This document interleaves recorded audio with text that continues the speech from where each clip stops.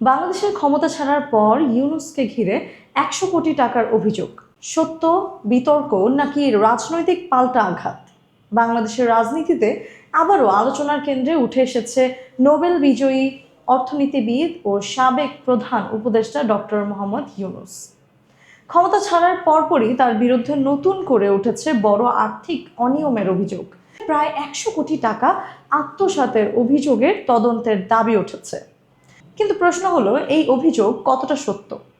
এটি কি প্রমাণিত দুর্নীতি নাকি রাজনৈতিক প্রতিপক্ষের নতুন চাপ? আজকের প্রতিবেদনে আমরা জানব পুরো বিষয়টি। বাংলাদেশের রাজনীতিতে যখনই বড় কোনো পরিবর্তন আসে তখনই পুরো হিসাব নিকাশ নতুন করে সামনে আসে। ইউনূসকে ঘিরে বর্তমান বিতর্ক অনেকটা তেমনই। বিভিন্ন স্থানীয় সংবাদ মাধ্যমের প্রতিবেদনে বলা হয়েছে, দুর্নীতি দমন কমিশন বা এসইসিতে ডক্টর ইউনূস ও তার সাবেক উপদেষ্টাদের বিরুদ্ধে শতাধিক লিখিত অভিযোগ জমা পড়েছে। এইসব অভিযোগের মধ্যে রয়েছে অর্থ আত্মসাৎ, কর ফাঁকি, ক্ষমতার অপব্যবহার, অনিয়ম ও আর্থিক দুর্নীতির নানা দাবি। তবে মনে রাখতে হবে, অভিযোগ জমা পড়া আর আদালতে প্রমাণ হওয়া এক বিষয় না। এখন পর্যন্ত এসব অভিযোগের অনেকগুলোরই তদন্ত প্রক্রিয়া শুরু পর্যায়ে রয়েছে।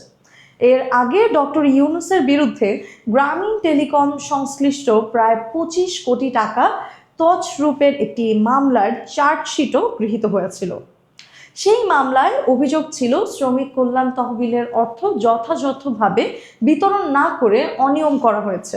তবে ইউনূস সবসময়ই এই সব অভিযোগ অস্বীকার করেছেন এবং দাবি করেছেন তার বিরুদ্ধে মামলা রাজনৈতিক উদ্দেশ্য প্রণোদিত।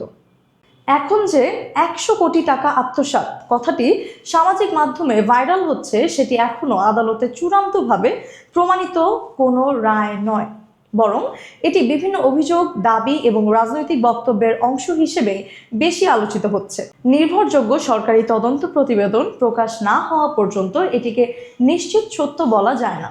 এখানেই সবচেয়ে বড় প্রশ্ন, বাংলাদেশে কি দুর্নীতির অভিযোগ এখন আইনের ভাষায় বিচার হয় নাকি রাজনৈতিক হাতিয়ার হয়ে দাঁড়ায়? সমর্থকরা বলছেন, ইউনূসের জনপ্রিয়তা ও আন্তর্জাতিক পরিচিতির কারণে তাকে টার্গেট করা হচ্ছে। অন্যদিকে সমালোচকদের দাবি, আইনের ঊর্ধ্বে কেউ নন, ইউনূসও নন। সত্য যাই হোক, একটি বিষয় পরিষ্কার, বাংলাদেশের মানুষ এখন জবাবদিহি চায়। তারা জানতে চায় কারা রাষ্ট্রের সম্পদ ব্যবহার করছে, কারা অপব্যবহার করছে, আর কারা নির্দোষ হয়েও বিতর্কে জড়িয়েছে।